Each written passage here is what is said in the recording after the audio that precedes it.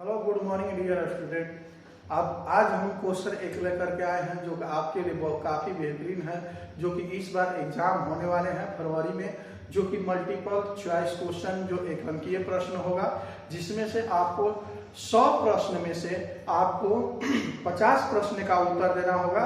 लेकिन ये जो क्वेश्चन सेटिंग किया गया है, बवाल मचाने वाली जबरदस्त एकदम सेटिंग किया गया है, जो कि आप जो इसको जब रीड कर लेंगे, पढ़ लेंगे, तो काफी आपको एग्जाम में बेहतरीन एकदम सहायता मिलने वाला है इससे मल्टीपल चॉइस क्वेश्चन से। तो देखते हैं नंबर 1, क्वेश्चन नंबर 1 पर ध्यान देंगे। क्वेश्चन को रीड करते हुए चलेंगे। आप ध्यान देंगे कि इसमें से जो एक पहला जो क्वेश्चन होगा आपके लिए, एक मृतक सज्जार की देय राशि चुकाई जाती है, उसके लिए अमाउंट, उसके लिए किसको पैसा दिया जाता है। हाँ, पहला the amount due of the डिक्रीज partners of the is paid to his, यानी फादर्स को, फ्रेंड्स को और पत्नी को या उसके स्कूटर्स को। तो ध्यान देंगे आप अगर लिखते हो, नोट कर रहे हो, तो आप पहला यानी कि पहला का आप डी को ट्रिक करेंगे, यानी स्कूटर्स को पहला ध्यान देंगे। आप डी को आप ट्रिक करेंगे यानी स्कूटर्स को, ये आपका आंसर होगा, यानी डी। ध्यान देंगे आप डी पर आप ट्रिक करेंगे। दूसरा का होता है पुनर्मूल्यांकन खाता किस समय तैयार किया जाता है। तो revolution account is the prepared of the time of, तो आप ऑप्शन को ध्यान से सुनेंगे, एडमिशन के समय, डेथ के समय, या रिटायरमेंट के समय, या ऑल ऑफ दी, यानी इसमें से सभी होंगे। तो बिल्कुल आप ध्यान देंगे, रिवॉल्यूशन अकाउंट जो तैयार किए जाते हैं, तो हम इनमें से सभी, यानी एडमिशन के समय भी तैयार करते हैं, डेथ के समय भी तैयार करते हैं, और रिटायरमेंट के समय भी तैयार हम रिवॉल्यूशन अकाउंट खोलते हैं।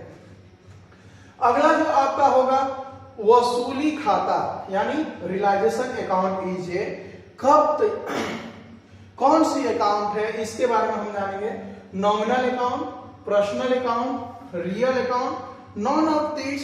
तो हाँ, आप ध्यान देंगे, realisation account is realisation account है, एक नॉमिनल अकाउंट है। अगर आप ट्रिक कर रहे हो तो तीसरा का ए ट्रिक कर लेंगे। अगला आप ध्यान देंगे, तीसरा अगला जो क्वेश्चन है आप ध्यान देंगे, अगला क्वेश्चन के लिए थोड़ा सा हम ऊपर करते हैं। क्वेश्चन 4 पर ध्यान देंगे आप, जो एक फर्म के समापन पर होने वाले व्यय को कहते हैं। Expenses of dissolution of firm is the called वसूली व्यय, कानूनी व्यय, पूंजीगत व्यय, इनमें से कोई नहीं। जी हाँ, ध्यान देंगे आप, आपके लिए होगा क्वेश्चन, ये रियलाइजेशन एक्सपेंसेस होगा, जो कि 4 का ए। ध्यान देंगे आप, 4 का ए काफी इस बार जो क्वेश्चन में आने वाले ये क्वेश्चन है काफी इंपॉर्टेंट है, माने रखता है। तो इसके बाद आप ध्यान देंगे क्वेश्चन 5 में आप ध्यान देंगे। 5 में जब आएंगे आप, तो 5 में कह रहा है कि फर्म के विघटन के समय साझेदारों के पूंजी खाते को क्रेडिट, बाकी का भुगतान किया जाता है। ध्यान देंगे आप, फर्म के विघटन के समय साझेदारों के पूंजी खाते में क्रेडिट, बाकी का भुगतान किया जाता है। On dissolution of firm, credit balance sheet of partnership capital account is paid to. आप पेड टू 5 में आप मारेंगे कि अगर आप ध्यान देंगे 5 का आंसर्स में कि ये किसकी अकाउंट में क्रेडिट किया जाता है। जब आप पार्टनर्स कैपिटल अकाउंट बनाते थे, या वाइफ के लोन अकाउंट्स में, या फर्म में, या नॉन ऑफ दिस। तो ध्यान देंगे आप, इसमें आपका आंसर्स होंगे पार्टनर्स कैपिटल अकाउंट में, इसको हम ट्रिक करेंगे। ध्यान देंगे इस बात का काफी इंपॉर्टेंस। अगला जो होता है, अगला कह रहा है कि legal expenses recorded with the side of realisation account. आप ध्यान देंगे इस पर। तो इसके लिए एमसीक्यू दिया हुआ है, लायबिलिटीज, डेबिट, एसेट्स, क्रेडिट। ध्यान से एक बार सोचेंगे आप, तो आप ध्यान देंगे, हम जो इस पर ट्रिक करते हैं 6 का ए। ध्यान देंगे 6 का ए काफी ये लायबिलिटीज होता है, और लीगल एक्सपेंसेस को हम क्या करते हैं, इसमें रियलाइजेशन अकाउंट के डेबिट साइड में पेड करते हैं। ये दिखाया गया क्वेश्चन नंबर 7 जो आपका होगा, इसमें फर्म के विघटन के समय संपत्तियों के पुस्तकीय मूल्य वसूली खाते के किस पक्ष में लिखा जाता है? जी हाँ, जब अगर फर्म का डिस्लेशन होता है, पार्टनरशिप समाप्ति होती है, तो at the time of dissolution of firm books of assets recorded which the side of realisation account. तो आप ध्यान देंगे, ये कह रहा है बुक वैल्यू को, यानी किस साइड में, तो हम ध्यान देंगे क्या हम डेबिट साइड में करते हैं, क्रेडिट साइड में करते हैं, या लायबिलिटी साइड में करते हैं, या एसेट साइड में करते हैं। तो ध्यान देंगे आप, हम बुक वैल्यू को डेबिट साइड में हम ट्रांसफर करते हैं। किस अकाउंट में? रियलाइजेशन अकाउंट के डेबिट साइड में। अब अगला होगा आपका, हमारा जो आता है 8 क्वेश्चन नंबर, बिल्कुल ध्यान देंगे आप, एक एक टॉपिक आपका क्वेश्चन में अंक बढ़ाने की काम करेगी प्रश्न एग्जाम में। अगला जो हमारा टॉपिक है, साझेदार का दिवालिया होना किस प्रकार का समापन है? Insolvency of partnership, which type of dissolution? आप ध्यान देंगे, compulsory dissolution, dissolution of by incidents, या dissolution of by court, none of these. आप ध्यान देंगे क्वेश्चन नंबर 8 में आपका होता है, आप ट्रिक करेंगे। अगर 8 का ट्रिक करते हैं तो कंपल्सरी डिस्लेशन में आप ट्रिक करेंगे। ध्यान देंगे आप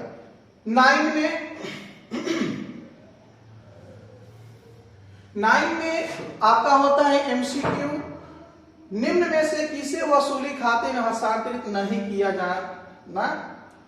निम्न में किसे वसूली खाते में हस्तांतरित नहीं किया जाता है? ध्यान देंगे, which the following in the transfer, not transferred realisation account. आप ध्यान देंगे, यहां पर आपके लिए एमसीक्यू में ऑप्शन दिया हुआ है, balance of cash account, balance of reserve, balance of profit and loss account, all of these.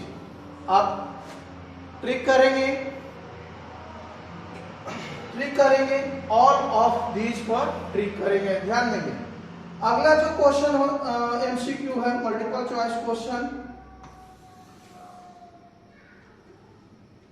अगला, पुनर्मूल्यांकन खाते के नाम पक्ष पर जमा का अभिप्राय अधिक को कहते हैं। ध्यान देंगे आप, पुनर्मूल्यांकन खाते के नाम पक्ष यानी डेबिट साइड में, नाम पक्ष यानी क्रेडिट साइड में पर जमा पक्ष को अधिक को कहते हैं। Excess of the credit side over the debit side of valuation of the account को हम कहते हैं, ध्यान देंगे, तो हम प्रॉफिट पर ट्रांसफर करते हैं। आप प्रॉफिट पर क्लिक कर लेंगे। यदि नया साझेदार अपने हिस्से की ख्याति की राशि रोकड़ में लेता है तो उस राशि को डेबिट करते हैं। When a new partners bring his the share of goodwill in cash, the amount is debited to। आप ध्यान देंगे, आपके लिए ऑप्शन होंगे, ख्याति खाते में, नए साझेदार के पूंजी खाते में, रोकड़ खाते में, पुराने साझेदार के पूंजी खाते में। हाँ, एक बार इंग्लिश में, goodwill account, capital account of the new partners, cash account, capital of the old partners. तो ध्यान देंगे 11 का जो हमारा आंसर होता है रोकड़ खाते में। ध्यान देंगे आप, कैश अकाउंट में। हाँ जी, ध्यान देंगे, जब हमारा पार्टनर्स कैश लेकर के आता है तो इसकी एंट्री भी बनाते हैं, cash account debit to new partners, इसलिए कैश अकाउंट में ट्रांसफर कर दिया जाता है उस अमाउंट को। 12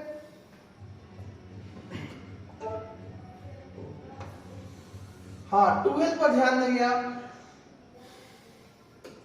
12 का होता है नए साझेदार के प्रवेश के बाद तैयार किए गए आर्थिक चिट्ठियों में संपत्ति और दायित्वों को अभिलिखित करते हैं। हाँ, इन the balance of sheet prepared after admission a new partners assets and liabilities are recorded.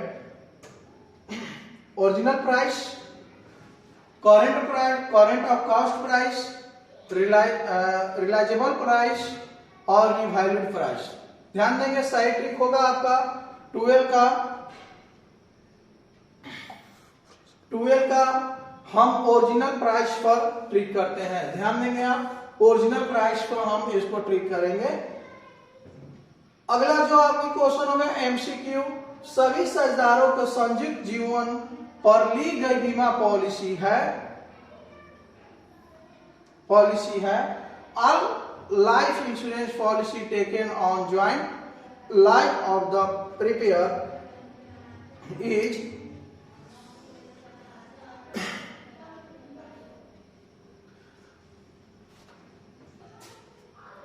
अगला आप जो देख रहे हैं 13 का जो आपका है, इसमें सभी साझेदारों जो संयुक्त जीवन पर ली गई बीमा पॉलिसी है I life insurance policy taken on joint leave of all partners is आपका होता है ज्वाइंट लाइफ पॉलिसी पर ट्रिक करेंगे, क्योंकि आपको एक बार क्वेश्चन को रीड करा चुके हैं हम, यानी ज्वाइंट लाइफ पॉलिसी पर ध्यान देंगे। ज्वाइंट लाइफ पॉलिसी होता है जो बीमा पॉलिसी लेकर के रखा जाता है।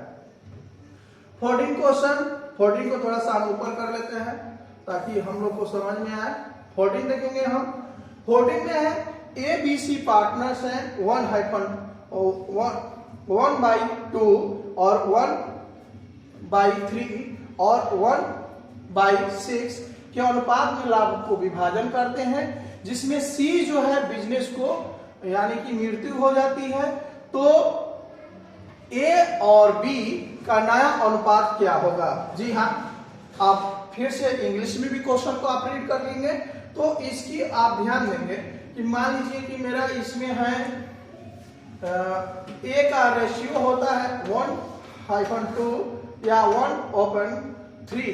ध्यान देंगे आप, तो ये क्या होता है कि 1/6 जो था ये तो डेथ कर गए, तो इससे हम क्या करते हैं, इससे हम मल्टीप्लिकेशन जब करेंगे तो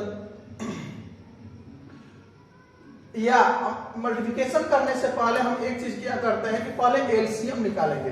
तो एलसीएम निकालेंगे तो 6 हो जाएगा। इससे अगर हम करते हैं यानी डिवाइड करते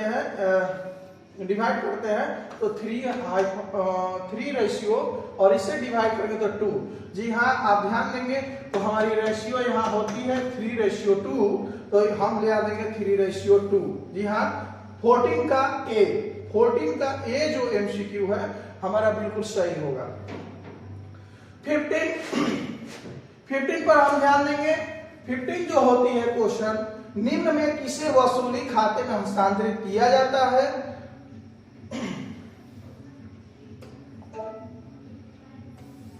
निम्न में किसे वसूली खाते में हस्तांतरित किया जाता है, तो बैलेंस ऑफ कैश अकाउंट में लाभ हानि के शेष को, संपत्ति के विक्रय से प्राप्त राशि को, संचयों को। आप ध्यान देंगे आप, निम्न में से किसे वसूली खाते में हस्तांतरित किया जाता है, रोकड़ को, संपत्ति को विक्रय के प्राप्त राशि को। बिल्कुल आप ध्यान देंगे, हम मेरा जो होगा इसका सी का उत्तर होगा, जो कि संपत्ति को हम विक्रय करते हैं तो उस अमाउंट को, उस राशि को हम रियलाइजेशन अकाउंट में ट्रांसफर करते हैं। अगला जो क्वेश्चन होगा 16, अगला क्वेश्चन जो 16 होगा, आप देखेंगे विघटन के व्ययों पर वसूली खाते के किस पक्ष में लिखा जाता है। विघटन के व्ययों को वसूली खाते के किस पक्ष में लिखा जाता है। पहला मेरा टॉपिक है डेबिट साइड में, दूसरा का टॉपिक है लायबिलिटी साइड में, तीसरा का जो है क्रेडिट साइड में। इनमें से सभी नहीं बल्कि हम डेबिट साइड में लिखेंगे।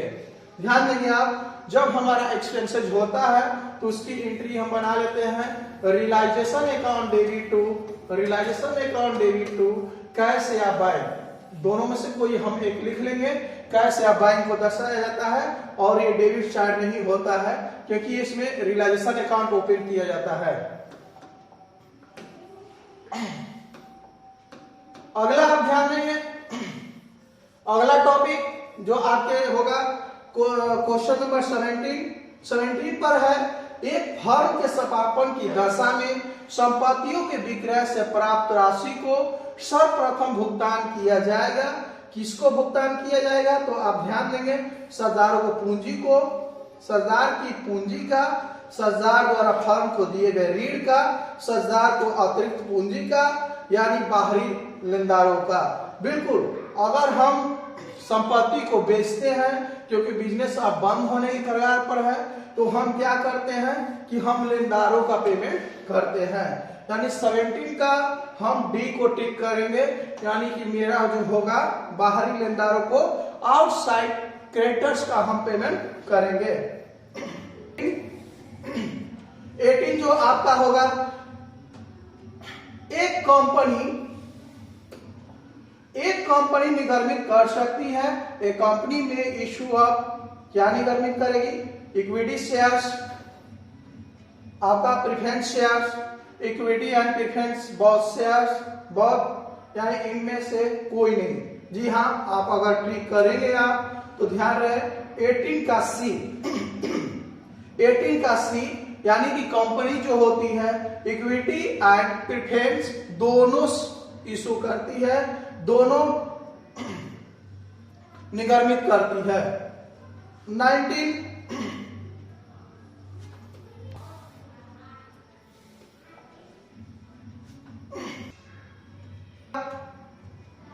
सममूल्य से अधिक प्राप्त राशि को किस खाते में क्रेडिट किया जाता है?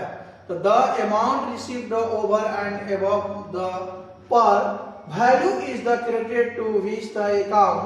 तो आप ध्यान देंगे, हम किस खाते के यानी कि सममूल्य से अधिक जो राशि है किस खाते में क्रेडिट करेंगे। आपकी एमसीक्यू का ऑप्शनल क्वेश्चन है, चॉइस है, share capital account, call in advance account, या सिक्योरिटी प्रीमियम रिजर्व अकाउंट, या शेयर फॉरफीचर अकाउंट। जी हाँ, आप ध्यान देंगे, हमारा होता है जो करेक्ट आंसर है 19 का बी। हाँ, याचना एवं अग्रिम खाता पर हम ट्रिक करेंगे। अब देखेंगे आप इसमें जो दिया हुआ है, औद्धत याचना अधिकतम ब्याज का लिया जा सकता है।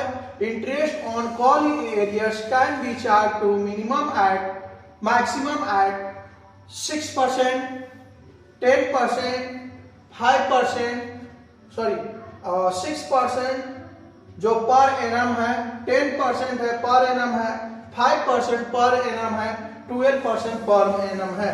तो 20 का आप ट्रिक करना चाहेंगे तो आप ध्यान देंगे 20 का बी, बिल्कुल 20 का बी।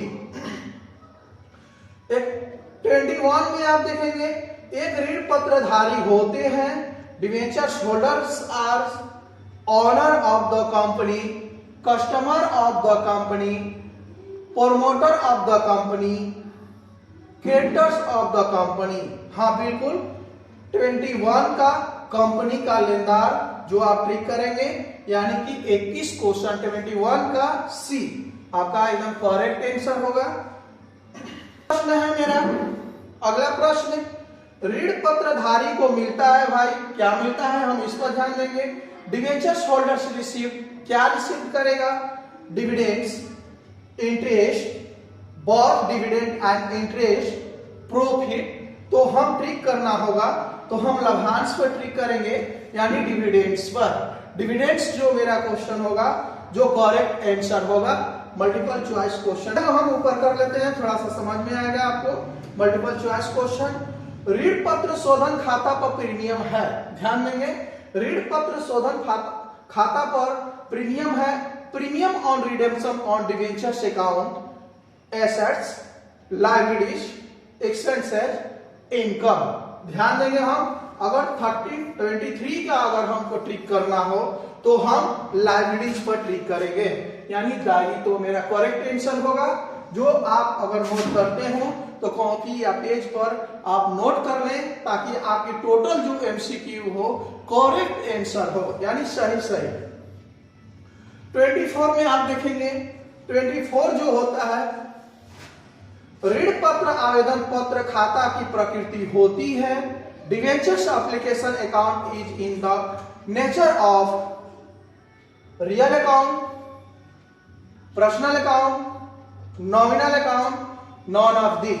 हाँ बिल्कुल आपने सही चुना है, सही आवाज भी आया कि नाम मात्र खाता होता है यानी नॉमिनल अकाउंट। ध्यान देंगे आप, ऋण पत्र अकाउंट जो होता है 24 का नॉमिनल अकाउंट। 25 का आप ध्यान देंगे, 25 का क्वेश्चन आप देखेंगे। 25 में कंपनी की वार्षिक रिपोर्ट जारी की जाती है। An annual report is issued by a company to its संचालकों को, लेखकों को, अंशधारियों को, प्रबंधक को। अगर सही तरीका को करना हो तो हम किस पे थोड़ा सा एक नजर और ध्यान देते हैं। तो हाँ आपने सही चयन किया है, यानी आवाज भी इधर से आया। अंशधारियों को बिल्कुल सही जवाब है, यानी कि 25 का सी का ट्रिक हम करेंगे। 25 का सी काफी अच्छा सही चयन है। अब आते हैं और अच्छा से क्वेश्चन को दिखाएंगे।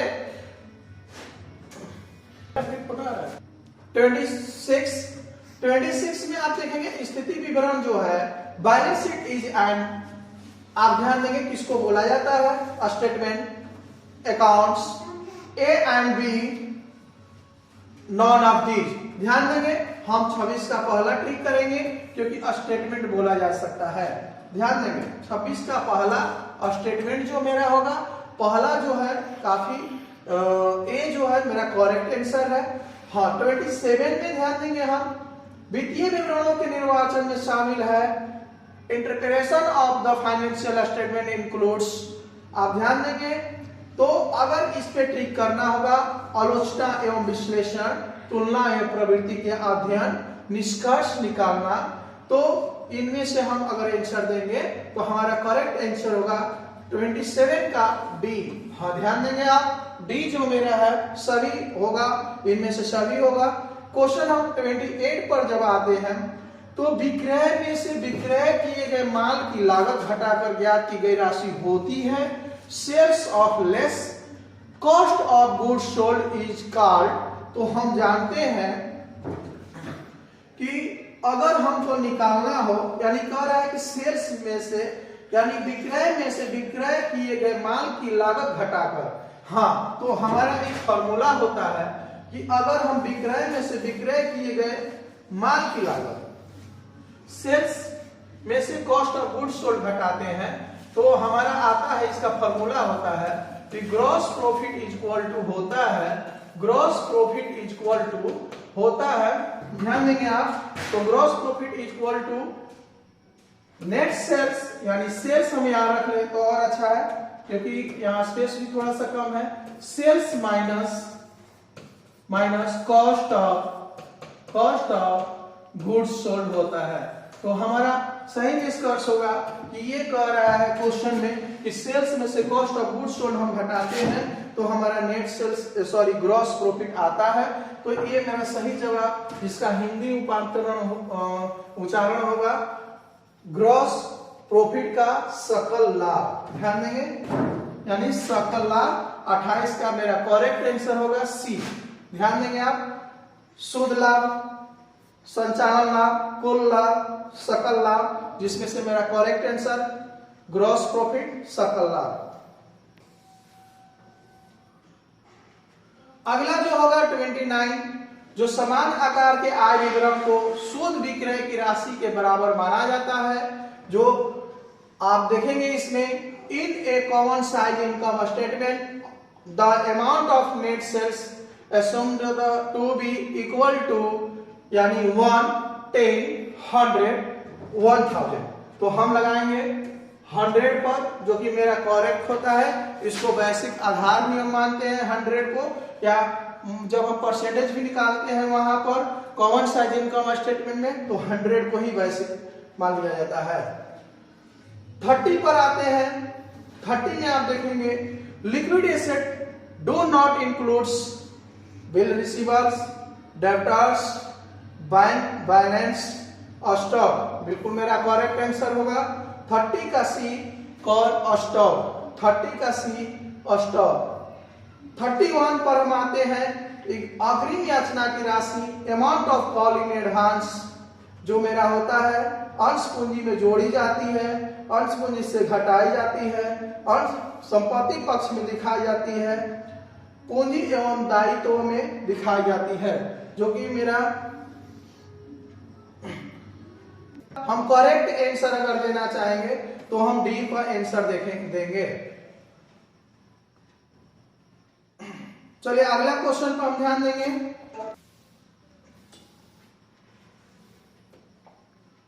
अगला अब आरण खाते के चिट्ठे में दर्शाया जाता है। Share forfeited account is the show in the balance sheet हुई कर रहा है क्वेश्चन में, गैर चालू दायित्वों के साथ, समान संचयों के साथ, चालू दायित्वों के साथ, संचित पूंजी के साथ। जो हमारी करेक्ट आंसर होगी कंपनी के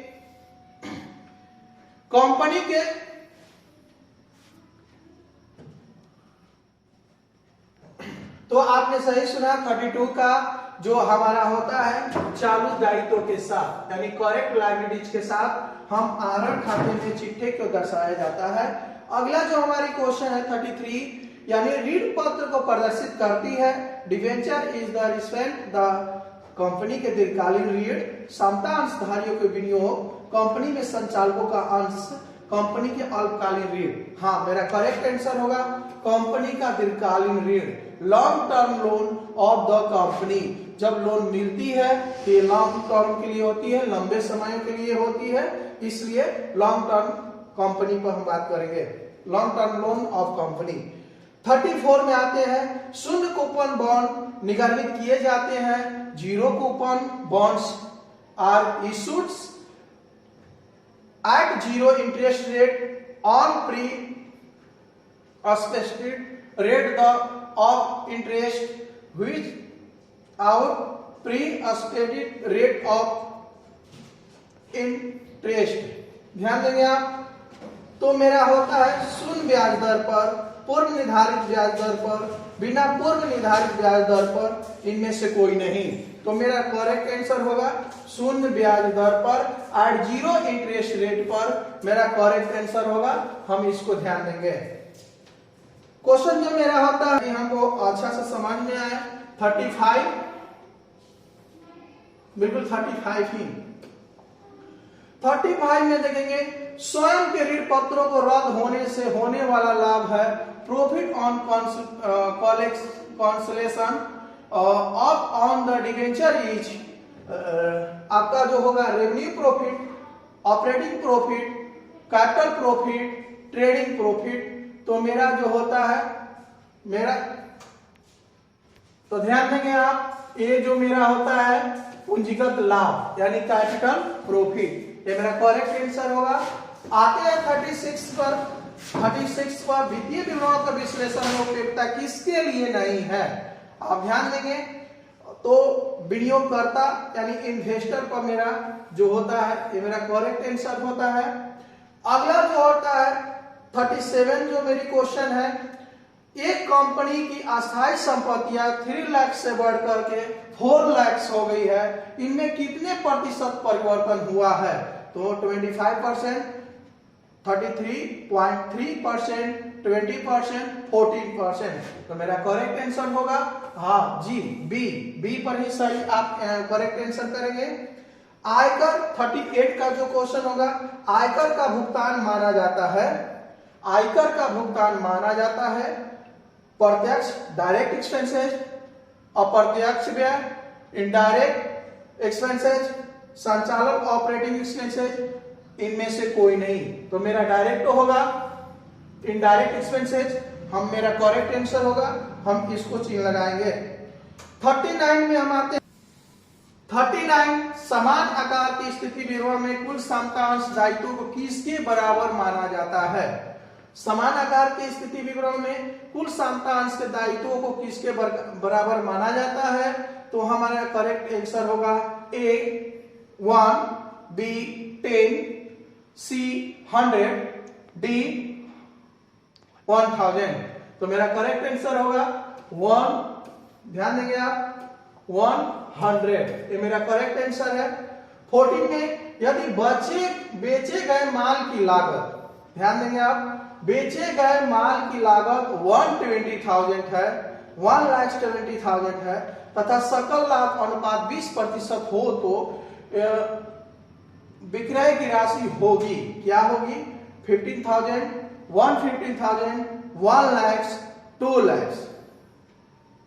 तो बिल्कुल सही जवाब होगा ए जो 50,000 है, बी 1,50,000 रुपए। तो मेरा करेक्ट आंसर होगा 1,50,000 रुपए, 1,50,000। नए सरदार के द्वारा ख्याति की राशि नगद लाने को कहते हैं, ध्यान देंगे आप, नए सरदार द्वारा ख्याति की राशि नगद लाने को कहते हैं share of goodwill brought in cash by the new partners, क्या कहते हैं? Called assets, premium, profit, non of this. तो मेरा सही करेक्ट आंसर होगा अधिमूल्य, प्रीमियम। अगला जो मेरा हुआ, काफी अच्छा क्वेश्चन, सभी अच्छे क्वेश्चन है, ये बोर्ड मॉडल क्वेश्चन है। ये क्वेश्चन में बवाल मचाने वाली जो आपके सामने जो क्वेश्चन रखा गया है, आप इस पर ध्यान देंगे आप। तो आपकी जो क्वेश्चन होती है, अगला जो क्वेश्चन है 42, पूर्ण मूल्यांकन खाता है। Revaluation account is a real account, personal account, nominal account, assets account. हाँ बिल्कुल आप सही सुने, नॉमिनल अकाउंट मेरा करेक्ट आंसर है, नाम मात्र खाता है। अगला 43, अस्थायी संपत्तियों के मूल्य में कमी को कहलाती है। हम क्या कहते हैं? तो व्यय, हानि, प्रॉफिट, इनमें से कोई नहीं। बिल्कुल जब हमारी जो लैंड हो, मशीन हो, फर्नीचर हो, ईटीसी, जब इस पे डिक्रीज होती है तो हमारा हानि होती है। हानि को हम सही करेक्ट आंसर मारेंगे, ट्रिक करेंगे। अगला जो क्वेश्चन है 44, सरदार के प्रवेश के समय पुनर्मूल्यांकन पर लाभ हानि को वहन करते हैं। प्रॉफिट और loss revaluation at the time of admission of partnership borne by, पुराने सरदार करेंगे, नए सरदार करेंगे, ऑल पार्टनर्स। तो बिल्कुल सही जवाब होगा पुराने सरदार। पुराने सरदार लाभ हानि को वहन करते हैं, नए सरदार से कोई लेना देना नहीं होता है। अगला मेरा क्वेश्चन होगा, अगला क्वेश्चन है 45, ए बी पार्टनर्स हैं, सरदार है, उन्होंने सी को 1-3 या 1/3 भाग के लिए सरदार को प्रवेश करते हैं। ए बी ए का होता है, ए बी 2:1 का अनुपात में लाभ बांटने का निश्चय करते हैं। तो इसमें से दिखाया गया है कि हमारा करेक्ट आंसर क्या होगा, यानी 2:1, 1:1, 5:1 या 1:5। मेरा करेक्ट आंसर होगा 1:5। आगे अगला आते हैं 46 क्वेश्चन पर। जो 46 क्वेश्चन है, पुराने सरदारों के त्याग के बराबर होता है, क्या होगा? तो आप ध्यान देंगे, नया अनुपात पुराने सरदारों के त्याग बराबर होता है, यानी कर एक sacrifice ratio is equal to, थोड़ा सा क्वेश्चन को घुमा दिया गया है, तो दो sacrifice of old partners is equal to नया अनुपात माइनस पुराना अनुपात, पुराना अनुपात माइनस नया अनुपात, उनके नए अनुपात के या उनके पुराने अनुपात के। इंग्लिश में new ratio minus old ratio, old ratio minus new ratio, या देयर न्यू रेशियो तो देयर ओल्ड रेशियो। तो ध्यान देंगे आप, जो मेरा होगा 46 का मेरा करेक्ट आंसर होगा 4B, यानी पुराना अनुपात माइनस नया अनुपात या old ratio minus new ratio. ध्यान देंगे आप। अगला जो मेरा आंसर है क्वेश्चन है, तो थोड़ा सा ऊपर कर लेते हैं।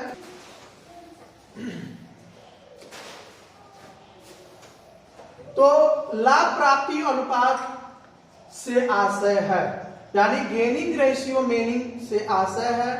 पुराना अनुपात माइनस नया अनुपात, old ratio minus new ratio, नया अनुपात माइनस पुराना अनुपात, new ratio minus old ratio, पुराना अनुपात माइनस त्याग अनुपात, old ratio minus sacrifice ratio.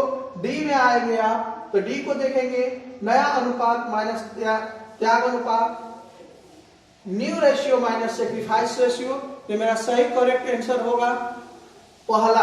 आप देखेंगे 47 का जो होगा, 47 का जो होगा लाभ प्राप्ति अनुपात से आशय होता है। गेनिंग रेशियो मींस आप जानते भी हैं कि ये काफी इजीली ये भी है, पुराना अनुपात माइनस नया अनुपात, नया अनुपात माइनस पुराना अनुपात, पुराना अनुपात माइनस त्याग अनुपात, नया अनुपात माइनस त्याग अनुपात। ये जो इंग्लिश वर्ड्स है थोड़ा सा आप देख लेंगे क्योंकि समय काफी लग रहा है, फास्ट चलने की कोशिश कर रहे हैं, तो आप ध्यान देंगे। तो मेरा होगा करेक्ट आंसर जो होगा इसका 47 का डी, बिल्कुल सही। आप करेक्ट चयन करेंगे, ट्रिक करेंगे।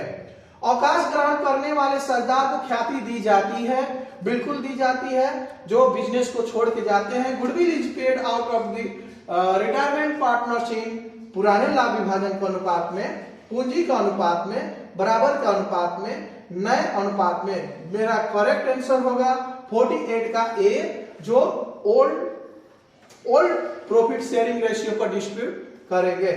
ध्यान रहे 49 का मेरा जो अगला जो एमसीक्यू मल्टीपल चॉइस क्वेश्चन जो है, आप करेक्ट आंसर इसको देने के लिए ध्यान देंगे। आप ए बी सी साझेदार है जो 1/4 या रेशियो 3/10 रेशियो 9/20 के अनुपात में लाभ को अगर बांटते हैं तो सी को अवकाश ग्रहण करने वाले साझेदार को A B and C partners sharing the profit ratio of the 1/4 3/10 ratio 9/20, ये new ratio of the retirement of the will be जो होगा, हम ध्यान देंगे। यहाँ थोड़ा सा कैलकुलेशन कर देते हैं आपके लिए जो कि काफी समझ में आ जाए। तो ध्यान देंगे आप, इसका करेक्ट आंसर 49 का, जो इसमें से आप देखेंगे क्वेश्चन में, तो ये हमारा रिटायर कर रहे हैं, यानी बिजनेस को छोड़ करके जा रहे हैं। अगर ये बिजनेस को छोड़ के जा रहे हैं तो हमारी रेशियो जो बन गई 1/3:10। ध्यान देंगे आप। तो ये जो मेरी 10 है, तो हम इसकी रेशियो निकालने के लिए हम इसका एलसीएम निकाल लेते हैं नीचे से, तो हमारा एलसीएम बन जाता है 40, और इससे डिवाइड करने पर मेरा 10 रेशियो, और इससे डिवाइड करेंगे तो मेरा आता है 4, और 3 से मल्टीप्लिकेशन करेंगे तो 12। ध्यान देंगे।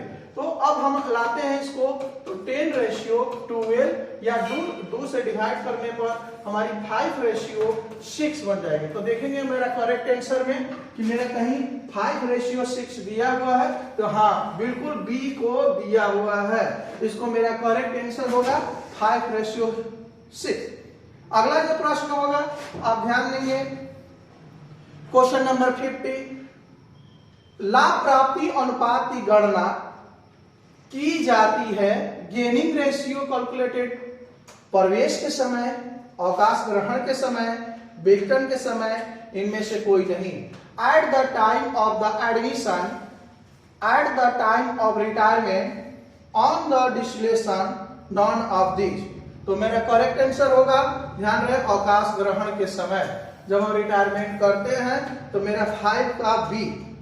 एक आवश्यक सूचना हम आपको बतला रहे हैं कि ये 50 क्वेश्चन हो गई है, और 50 क्वेश्चन काफी लंबा होती जा रही है, इसलिए हम नेक्स्ट वीडियो के आपके साथ तुरंत ही मिलेंगे कुछ समयों के बाद।